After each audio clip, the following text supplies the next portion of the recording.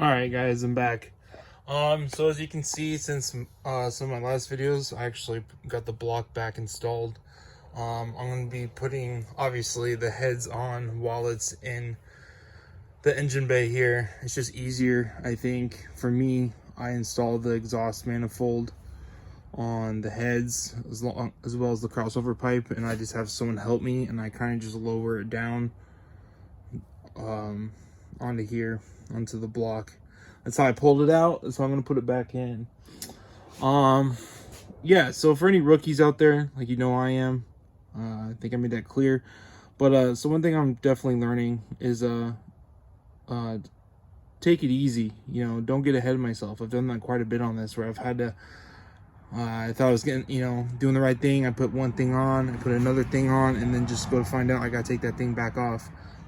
Case in point, the was this the fan bracket? Yeah, so what I did is I forgot to put Loctite on the idler pulley here. And they also said when you reassemble, to put a new crankshaft bolt on. I also didn't put Loctite on that either, so I'm gonna be taking that back off. But yeah, it's just one point. I just keep getting ahead of myself, and I'd recommend that to a lot of people, that just, you know, double check, triple check, you know, that you're doing this in order, because I think that's one of the biggest complications I'm finding as I put this back together. Another thing is I had the timing belt, like I had the bracket, like, I don't know if you can see, but I had it to where it was all over here, but when this is actually supposed to go in between, like such, because that's what actually turns the water pump. And yeah, I'm gonna put that back. I'll do it later when I'm not holding a camera. But yeah, so what's another thing? Oh yeah, I had my AC bracket on, and obviously I couldn't do that because I don't have the heads on to put the tensioner on. So I didn't check yet to see if I could put tensioner on before, but it makes sense that's the last thing I put on, because what does the tensioner do? It tensions it. So I assume I had to put the, you know, this on the heads, and then I put the tensioner on, and then I put the AC bracket on. So yeah, it's just things like that, you know, like I thought I could do it while it was out, you know. It seemed like a good idea, but then, like, I sat there and thought about it. I'm like, oh, so that's what I'm doing wrong again. So I have all these rags on here because, as you can see, like, they kind of rusted up while they're sitting here in my little makeshift garage. But I try to just protect as best as I can. Also, if I drop bolts or something, it doesn't ding the surface, the deck. So but yeah, so far so good. I got the starter back in. At least I hope that I don't need to do anything else around that. I think the crossover pipe, I might have to finagle that in there, but I think it'll go well. I think it'll go okay. I also deleted the rear heater, because the whole reason I ripped this all apart was I don't know if I stated this before, but like I had clogs in my cooling system. I had like 2 or 3 clogs. When there's one in my oil cooler, my first video, my biggest video is me flushing my heater core here. And yeah, so I finally just decided, well, you know what, I'm just gonna rip into the whole thing and clean it all out. And like I said, I'm glad I did. And yeah, so oh yeah, I deleted the rear heater because I figured that, you know, there's probably little particles of something in there, and like, how counterproductive would it be just to put that back together? And, you know, have gone this far with it just to have whatever's in that rear heater, something I'm not going to use anyway, to you know, ruin everything again, or to contaminate it again, if you would. So I just went ahead and deleted it. I don't know if this is the smartest idea, but, you know, we'll see. You know, but I just took a hammer and I smashed this, you know what I mean? Like, I'll probably like round that off a little bit more, I don't know if you can see that.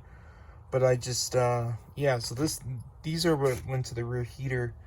And yeah, so at least there'll be less lines to hook up once I get the heads in. I'm gonna wait until I get the heads, obviously, to put that all back together. And yeah, crap, what else? I think everything's going okay. Like I said, I got the starter hooked up. This down here, I got this hooked back up. I recommend putting this bracket back on first, like, you know, taking that off and just putting it back on. That was pretty easy, because then like once this went in, I was able just to, you know, clip it back in. So that was pretty sweet. What else? Oh, finally. So I watched a lot of videos saying, you know, oh, while you're in here, do this and do that. Like from the rear oil main seal to the, you know, this oil seal to, I mean, just all this stuff. And it's like, you know, yeah, I agree too. Like, while you're in there, you should do it. But man, you are like, there's no stop to it. Like, you would really literally be replacing everything. And I don't know, that's just not where my head's at on it. Like, I guess I was like, you know what, like the main problem, like I know what the problem was, you know, which was the main reason I did it, was to take, like I said, the lines were clogged, and the head gasket was blown. So, you know, I got some milky stuff in my my oil and whatnot, and I was, you know, burning white smoke. So I think I had like multiple places where it went out. Like, so it'd been out for a while, probably since I bought it. But yeah, so I don't know. So my idea, where I'll end with it, and what I'm doing is basically I'm doing everything correctly, and I've replaced everything except for the oil seal, like I said, in here, up until the head gasket, or the up until the heads, the valves, the valve covers. Like, I'm gonna do all that, but like my thinking is I'm not gonna replace anything like the fuel injectors or the NOx sensors. If I can get into it within a day, I'm just gonna like not do it, you know. Like, so in the future, it's like, oh, even a week from now, or when it's finished, and it's like, oh, it turns out the NOx sensor needs to be replaced, that's fine, because I'll just, you know, the exhaust manifold, I'll just rip it all back apart if I have to, replace it then, you know. But it wasn't causing me problems before. It's like $250 for both of them. If I did the fuel injectors, it's another $250. I mean, it adds up. I have the money, but I don't know. I think it'll be okay. Like, I just want to see, you know what I mean? And like I said, it's not internal, and I can get into it within a day. So that's where I'm at on it. And I recommend anyone else do that. Like, you know, like, I think it's okay if, like, but just, I recommend that, like, you just be comfortable with how far you're willing to go back if need be. That's what I'm trying to say. But yeah, so this has all been sitting here a while. If you could tell, like, even the bungee cords are kind of like giving out. They lost their bunginess. It's kind of funny. But yeah, probably use a little cleaning up and whatnot. But yeah, I said I was gonna end on that, but I will say, like, finally, like, I'm really happy I did this. I learned a lot. Cost me a lot of money, cost me a lot of time. I first it's what, February 7th now. I started this in July 1st last year. And you know, just taking a lot of time, a lot of money, a lot of patience, a lot of dirt and grime. But yeah, but it's getting there. I feel like I'm in the home stretch. I'm just waiting on the heads. They're currently out of stock. And crap, what else is there? There's just a lot of good information out there. Like I said, I watch a lot of videos about how to do this. You know, Timmy the Toolman's a great one. Worse Chiggers, Scotty videos, like any of those guys, man. They really helped out, man, a lot. So yeah. So as it stands, that's it. I got it back in, which I'm really happy about. That was a big hurdle.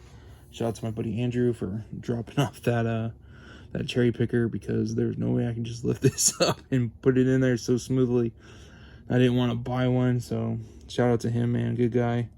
And yeah, until next time.